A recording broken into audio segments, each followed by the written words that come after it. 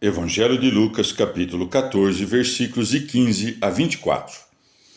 Tendo ouvido essas coisas, um dos convivas disse-lhe: Bem-aventurado o que participar do banquete no reino de Deus. Jesus respondeu-lhe: Um homem fez uma grande ceia, para a qual convidou muitos. À hora da ceia, mandou um servo seu dizer aos convidados: Vinde, porque tudo está preparado. Mas todos, a uma, começaram a escusar-se. O primeiro disse-lhe: Comprei um campo e é-me necessário ir vê-lo. Rogo-te que me des por escusado. Outro disse: Comprei 5 juntas de bois e vou experimentá-los. Rogo-te que me des por escusado. Disse também outro: Casei-me, por isso não posso ir. Voltando o servo, referiu essas coisas ao seu senhor. Então, irado, o pai de família disse ao seu servo: Vai já pelas praças e pelas ruas da cidade. Traz cá os pobres, os aleijados, os cegos e os coxos. Disse o servo: Senhor, está feito como mandaste, e ainda há lugar. Disse o senhor ao servo: Vai pelos caminhos e ao longo dos cercados, e força-os a vir, para que se encha a minha casa. Porque eu vos digo que nenhum daqueles que foram convidados provará a minha ceia. Palavra da salvação. Comentário Lucas 14, de 15 a 24. São Gregório Magno. Ou ainda, um homem fez uma grande ceia, na medida em que o Senhor nos preparou a saciedade da doçura eterna. Convidou muitos, mas vieram poucos, na medida em que não raro os mesmos que, pela fé, lhes estão sujeitos, rejeitam, pela vida, o banquete eterno. Esta costuma ser a diferença entre os deleites do corpo e os do coração. Os deleites corporais, quando faltam, acendem um penoso desejo por si mesmos, ao passo que, depois de obtidos e ingeridos, logo geram repugnância em quem os come. Os deleites espirituais, ao contrário, provocam repugnância quando faltam, mas, uma vez obtidos, geram desejo.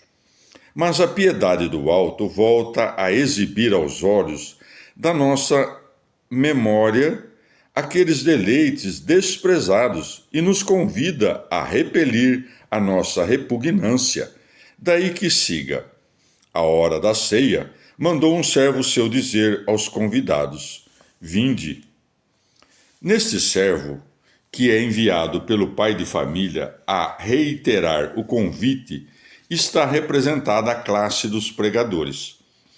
A miúde acontece que uma pessoa poderosa tenha um servo desprezível, mas quando seu senhor o encarrega de alguma tarefa, os homens que o escutam não lhe sentem desprezo, porque no seu interior conservam o respeito pelo amo que o enviou. Ora, Deus oferece algo porque os homens deviam suplicar, e não Deus suplicar para que recebêssemos. Quer dar algo que ninguém é digno de esperar, e mesmo assim todos se escusam de recebê-lo, pois segue, mas todos, a uma, começaram a escusar-se. O homem convida, e os pobres se apressam em comparecer. Nós somos convidados ao banquete de Deus e inventamos desculpas. Ou ainda, na chácara estão representados os bens terrenos. Sai para ver a chácara, portanto, o homem que apenas pensa em coisas exteriores por causa dos bens da terra. Os sentidos corpóreos, porque são incapazes de compreender as coisas interiores, mas reconhecem apenas as exteriores, com muito acerto representam a curiosidade, que, enquanto busca examinar a vida alheia, desconhece as coisas do seu interior e se ocupa apenas de pensar nas exteriores. Deve-se reparar, porém, que os que se escusam de ir ao banquete por causa do campo ou para experimentar as juntas de bois, misturam à sua desculpa palavras de humildade, pois quando dizem rogo-te, mas desprezam o convite, na voz soa a humildade, na ação transparece a soberba. Segue, disse também outro, casei-me, por isso não posso ir. Pois, embora o casamento seja bom e instituído pela divina providência para propagar a raça, muitos não o buscam para a multiplicação da prole, mas para saciar os desejos da volúpia. E é assim que, por meio de uma coisa justa, se pode fazer referência, sem nenhuma inconveniência, a uma coisa injusta. Como os soberbos se recusassem a vir, são escolhidos os pobres. São chamados de aleijados e pobres os que são fracos segundo seu próprio juízo, pois mesmo os pobres são chamados de sadios quando, apesar da pobreza, são soberbos. Os cegos são os que carecem da luz da inteligência, os coxos, os que não têm o passo reto nas suas ações. Mas como os vícios desses homens estão representados na enfermidade dos seus membros, eram pecadores tanto os que, chamados, declinaram o convite, quanto os que foram convidados e compareceram. Mas os pecadores soberbos são rechaçados, os humildes são escolhidos. Deus, assim, escolheu aqueles que o mundo despreza, porque geralmente o desprezo faz o homem voltar a si mesmo, e tanto mais velozmente ouve alguém a voz de Deus, quanto menos tem neste mundo com o que se deleitar. Portanto, quando um homem chama a seu banquete, quando o Senhor chama a seu banquete os homens nas praças e ruas da cidade, designa o povo que tinha um trato urbano com a lei. Mas a multidão do povo de Israel, que abraçou a fé, não bastou para encher o salão do banquete celestial. Daí que siga, disse o servo, Senhor, está feito como mandaste, e ainda há lugar. Entrou grande número de judeus, mas ainda há lugares vagos no reino, onde devem ser acolhidas as multidões dos gentios. Daí que siga, disse o Senhor ao servo, vai pelos caminhos e ao longo dos cercados, e força-os a vir, para que se encha a minha casa. Quando manda recolher comensais dos caminhos e cercados, busca um povo agreste, que são os gentios. São forçados a entrar no banquete os que voltam ao amor de Deus, enfraquecidos pelas adversidades deste mundo. Mas é digna de todo temor a frase que abaixo se acrescenta, porque eu vos digo que nenhum daqueles que foram convidados provará a minha ceia. Ninguém, pois, despreze o convite do Senhor, porque depois de dar sua desculpa, não conseguirá mais entrar quando tiver vontade. Comentário Lucas 14, de 15 a 24, Santo Agostinho. Ou ainda, pode ser que este homem suspirasse por coisas longínquas, enquanto esse pão que desejava estava posto à sua frente. Que, afinal, é o pão do reino de Deus, senão aquele que diz, eu sou o pão vivo que desceu do céu. João 6,41. Não prepareis as vossas gargantas, mas o vosso coração. Ou ainda, este homem é o mediador entre Deus e o homem, é o próprio Cristo Jesus. Ele mandou instar aos convidados que viessem, isto é, chamou-os por meio dos profetas que enviara. Os que antigamente convidavam ao banquete de Cristo foram enviados muitas vezes aos filhos de Israel, e muitas vezes chamaram que viessem à hora da ceia. Eles aceitaram os convidadores, mas rejeitaram a própria ceia, isto é, acolheram os profetas e mataram o Cristo, e com isso nos prepararam a ceia sem se dar conta. Preparada a ceia, isto é, imolado o Cristo, os apóstolos foram enviados aos mesmos homens a quem antes haviam sido enviados os profetas. Foram 3 as desculpas. O primeiro disse-lhe: comprei um campo e é-me necessário ir vê-lo.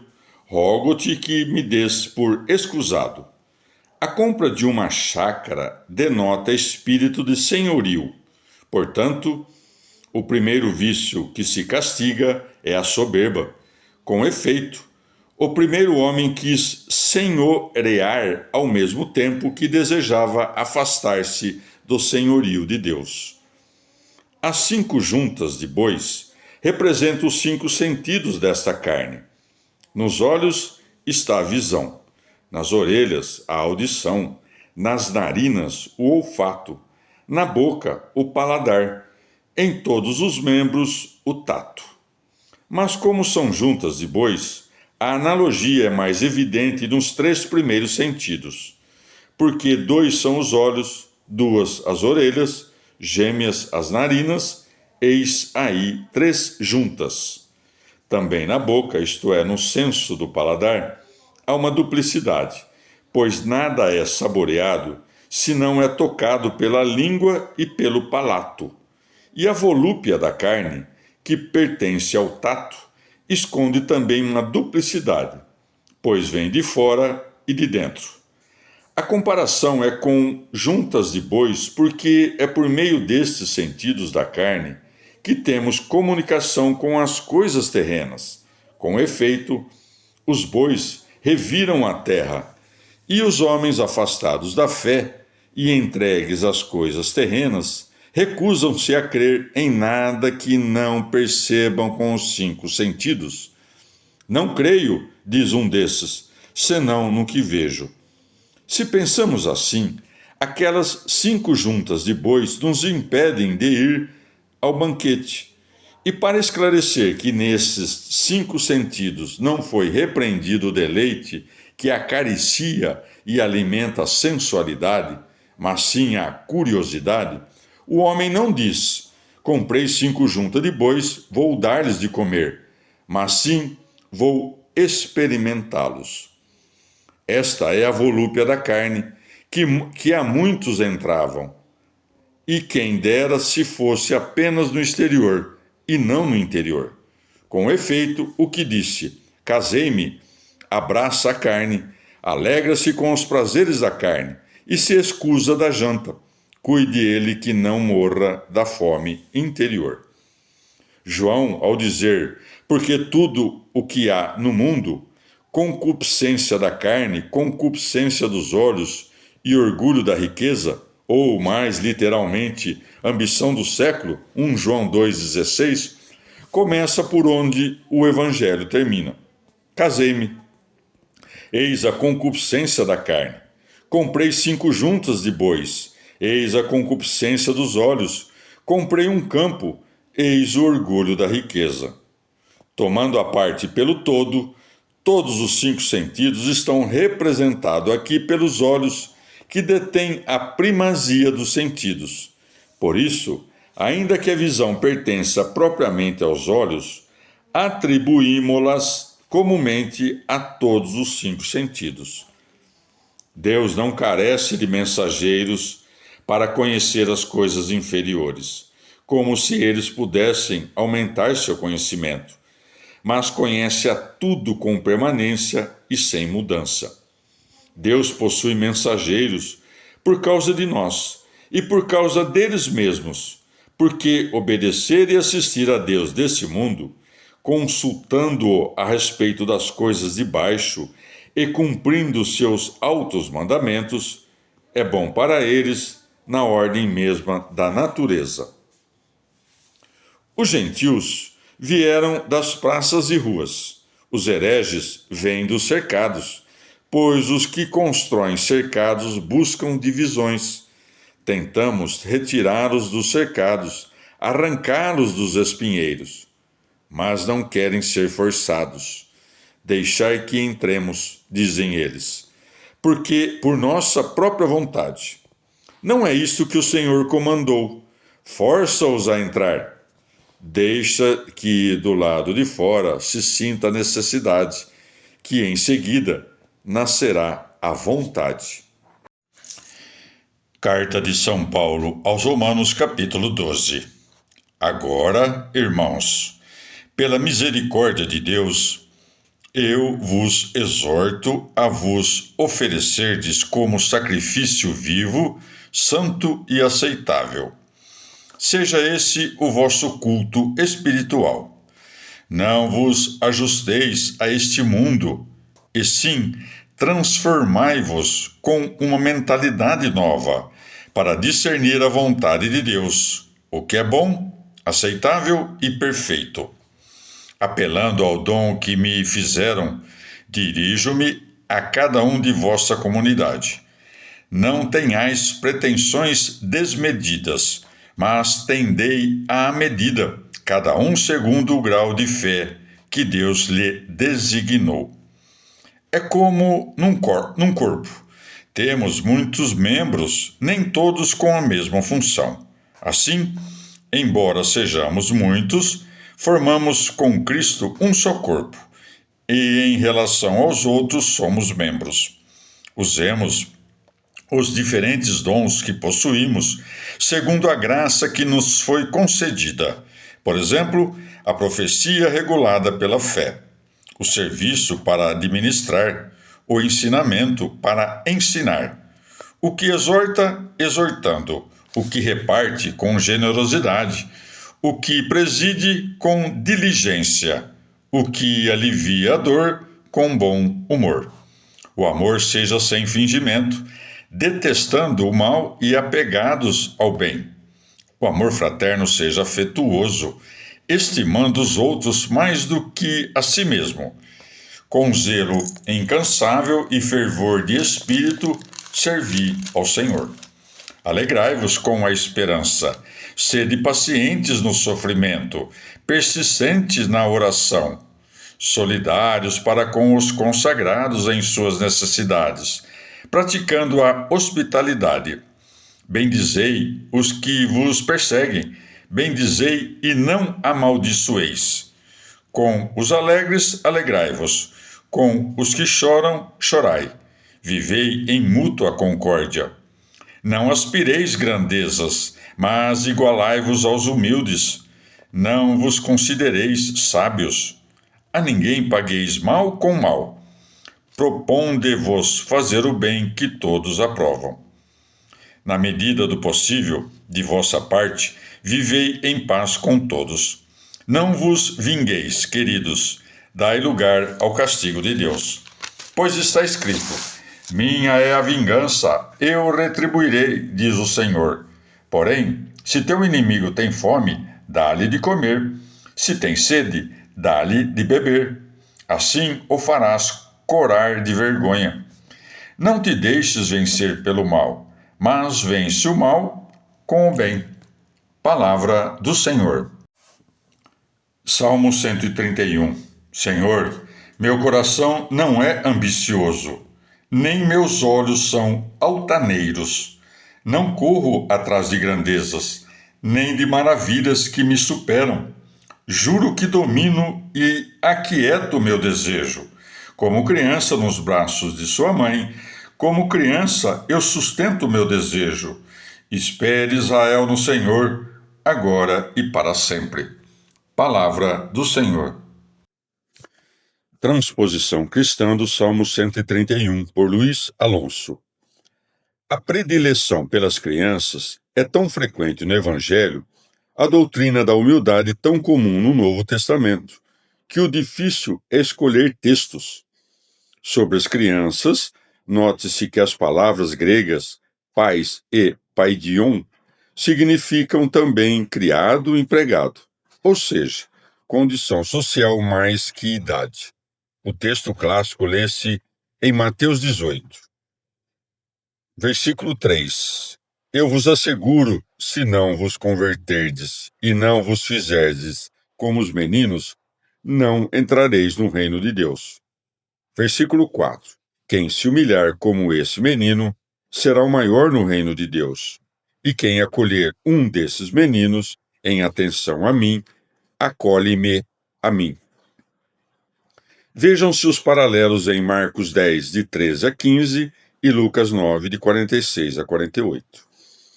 Outro texto importante une o tema da humildade com o da filiação divina de Jesus, ou seja, insere o ensinamento e espiritualidade do Salmo no contexto transcendental da revelação. Lemo-lo na versão de Lucas 10, versículo 21. Naquela ocasião, com o júbilo do Espírito Santo, disse: Eu te dou graças, Pai, Senhor do céu e da terra, porque, tendo escondido essas coisas a sábios e entendidos, revelaste-as aos simples. Sim, Pai, porque assim te aprouve. Tudo deu o meu Pai. E ninguém sabe quem é o Filho senão o Pai, e nem quem é o Pai senão o Filho, e aquele a quem o Filho o quiser revelar. O ensinamento condensou-se num aforismo evangélico. Quem se exalta será humilhado, quem se humilha será exaltado. Mateus 23, 12, Lucas 14, 11 e Lucas 18, 14. Como fizemos no final da exegese, temos que nos perguntar: o ensinamento de Jesus sobre a humildade é válido para cada indivíduo e não para a igreja como comunidade? Imita uma igreja triunfalista o seu Senhor, que se rebaixou até a morte e morte de cruz?